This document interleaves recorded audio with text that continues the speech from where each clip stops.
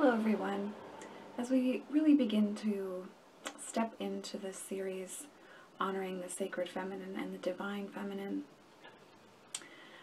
I would say to you that it's good for us to start looking at the profane as sacred when we're talking about the divine feminine, the sacred feminine, and healing that in our lives. So for many of us who have been raised in the West, especially in Christian traditions, there is a real disconnect that ends up happening between the physical and the spiritual. And many times for us, whether we are masculine or feminine in body, and whatever sex we primarily identify with, for many of us at this time, there's a real disconnect that we have experienced, some of us for centuries, between the physical and the spiritual. And it's as if these two cannot combine or connect or be seen as two intrinsic parts to the whole. So for today, working with the divine, the sacred feminine, the first real video in the series, I want to start with us talking about this area of our lives. And you will find, if you look back in mythology and working with different archetypes and looking at the divine feminine as the goddess that she was thousands and thousands of years ago worshipped as, the body, the earth, which is the feminine for many people, for many of us, was revered as sacred. She was the creatrix, and there was a beauty in the fertility of the earth, and there was also an honoring of that because as people, as humans on earth, we depended on that fertility of the earth. And so our worship of the divine at that time was very much an honoring of the physical as being sacred, as an intrinsic part of life. As the shift was made from a more female or goddess-centered worship into the more masculine, thought-centered worship, we see that there was a shift in that connection to an honoring of the physical as spiritual, and it then became something to be afraid of, something profane and something scary. And for many of us, especially if we've been raised in a strict Christian tradition, we carry a lot of fear and discomfort with our physical beings and that connection to the earth. It can feel very foreign because we've put so much fear into the physical experience and also so much importance into the mental realm and into the spiritual realm as being separate from the physical realm. So our first video in this series is really going to be an exploration of that area. And I'm going to encourage you to do journal work throughout this series for yourself, and I will have some questions at the end for you to do some journaling with.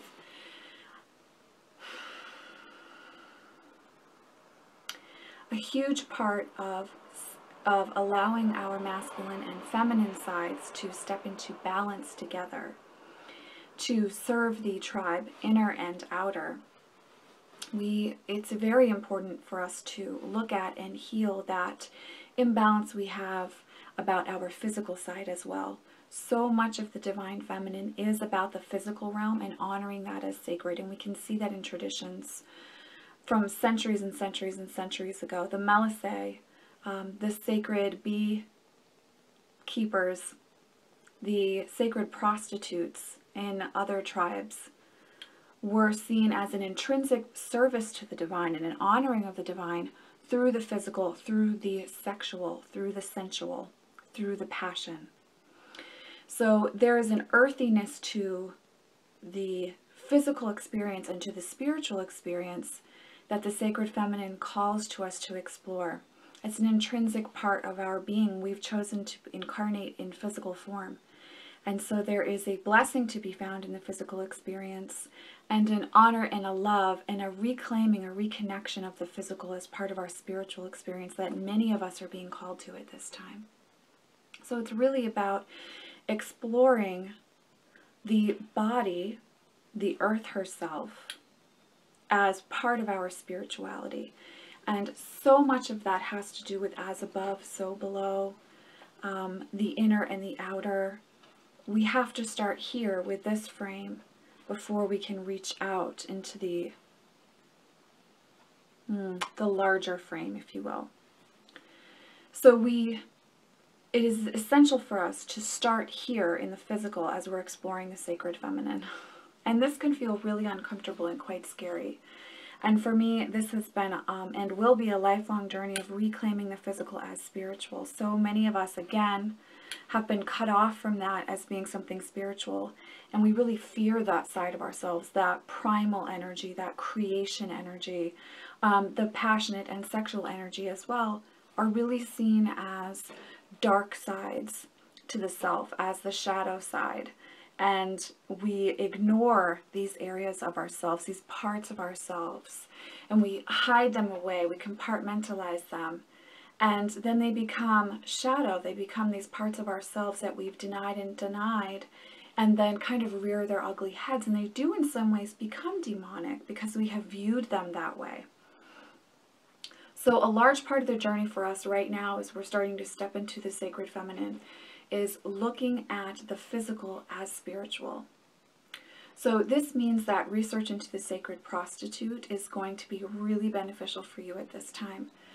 Choosing to look at your sexuality as spirituality, marrying the two Marys, as Tori Amos would say. So when I say that, when I quote that, I mean talking about the Mother Mary, who was the Virgin Mother, pure, spiritual in every way, chosen by God, and then the Magdalene, the prostitute, the whore, the earth,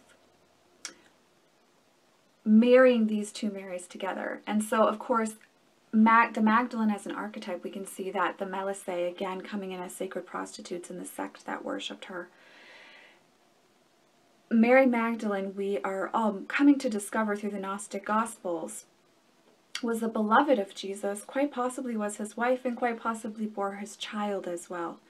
So you can see that as we start to marry the two Marys within us, we come to have a whole picture of spirituality in a physical body as an experience, instead of needing to divorce these two sides within us.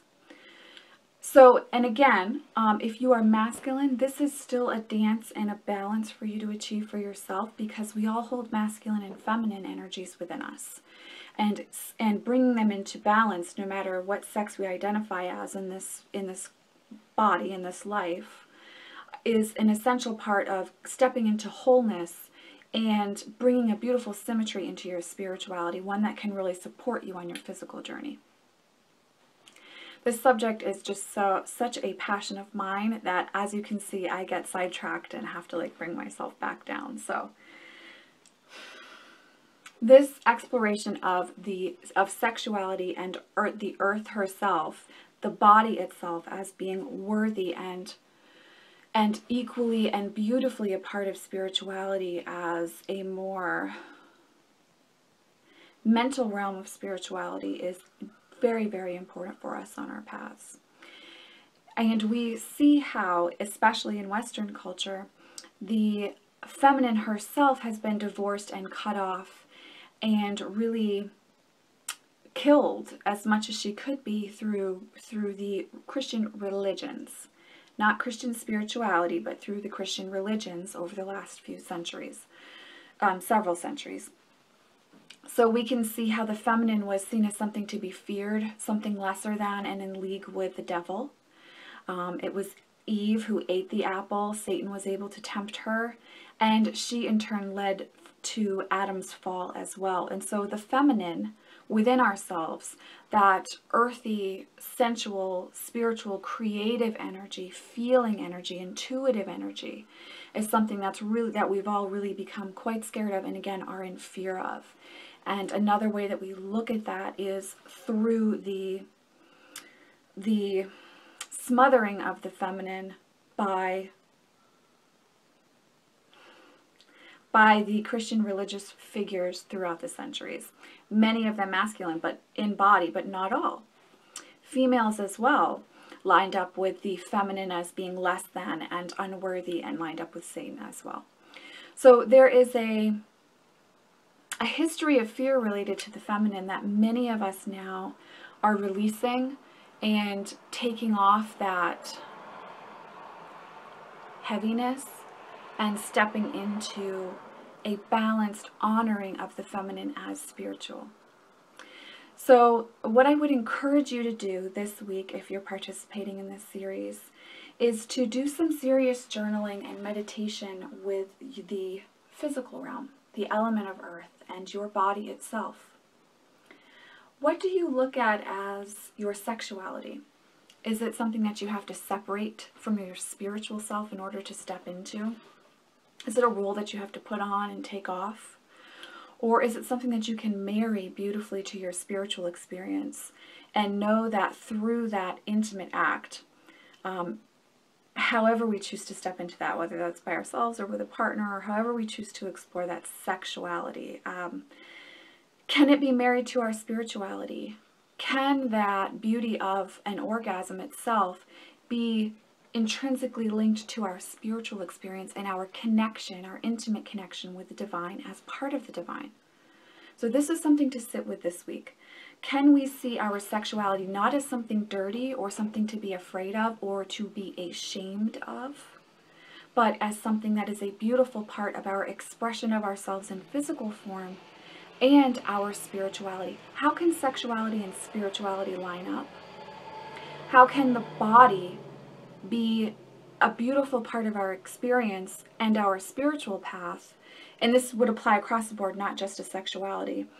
Instead of being something that we dread and are uncomfortable with, and in many ways constantly battle with as something that's foreign to us, how can we incorporate the body into our experience by loving it? And again, whether you're masculine or feminine in form, this is something that you can explore for yourself through these journal questions and through meditation with this area of your life. I'm really going to encourage you to sit with that and to look at what it would feel like if the body was able to be honored as being spiritual. If your sensuality, sexuality, passion, and creative nature were seen as a beautiful part of your spiritual self and your spiritual expression, what would that look like? And what would it feel like if that were the case for you? How can you marry this sensuality and spirituality, this sexuality and spirituality, the physical self and spirituality? How can you marry that together so that it's part of a beautiful whole instead of something separate from your spiritual self, something that you need to deny and punish in whatever way that may take shape or form for you? So it could be through an eating disorder, or through a constant punishment of a need for physical activity in order to keep the body within the frames you would prefer it to be in. Perhaps you feel you need to deny your personal longings and desires and hopes and dreams in order to be a spiritual being, in order to follow a higher calling. How can this earthly realm be a part of that higher calling? How can the earthly realm be a part of the spiritual realm for you? So I'm going to really encourage you to go back with this. Go back into your childhood again, just as we did with our questions about deity and how we experience the masculine and the feminine in divine form, looking at them as God and Goddess. What was our experience of those energies? This is something to really sit with and to ponder with. An archetype to work with over the next week or two, however long you choose to sit with these questions. Maybe it's a month you choose to sit with these. Perhaps you come back to these questions every few months and see how you've grown, what's changed for you. But a goddess or archetype to work very closely with would be Pachamama, which is the South American goddess for earth. Gaia would be another wonderful goddess to work with in connection to this. You could even work with White Buffalo Woman if you feel drawn to, who holds the element of earth on the Native American medicine wheel for many people. Either way, step into an archetype, a mythology of the feminine as earth energy, as the mother energy. So an honoring of the creative physical side and bringing in that creative energy as fertile energy for us as well, and how we experience that in our personal lives. But at least for me, this connection between the earth, the body, the physical realm, and the spiritual realm, marrying these two together for myself and seeing them as intrinsic and the same experience has been a huge part of my own healing and my own work with the sacred feminine as well. Several years ago, when I stepped into my spiritual path, I had a very clear understanding that my life was in service to the divine feminine, and to honoring the divine feminine for myself, and to assisting others to honor the divine feminine as well. And a large part of this does involve healing our wounds and looking at the darker, hidden parts of ourselves that we have denied or feel shame or fear over. And so a huge way to start this process is with the body itself. Because it is in the physical realm, it manifests for us so beautifully the areas in our life that we ignore or are afraid of. And so for the next week, 2 weeks, months, years, I encourage you to do a lot of journal work and a lot of sitting with and meditation with the body as part of your spiritual experience, as part of the sacred feminine, intrinsically linked with the sacred feminine, and as part of how you can express yourself, your spirituality, your authentic being here on the physical realm.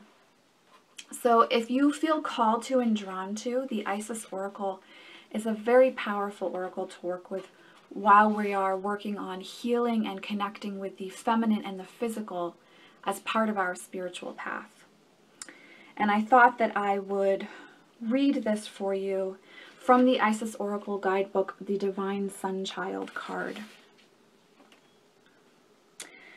Our divine feminine must stay true to her values of love, healing, and the triumph of creativity over destruction born of fear and hate. She must never give up her belief in her ideals. Our divine feminine is our body, whether man or woman, our inner values and the ideals that make our hearts beat stronger and feel right within our belly. So this is really something that we can look at in a very powerful way for ourselves, that connection to our body as part of the divine feminine. And especially if we are in a female body, a feminine body, or we identify as female physically, healing the centuries of shame that is attached to our feminine energy and our female body, this is a beautiful gift to step into healing. And there is a huge amount of empowerment that happens for us.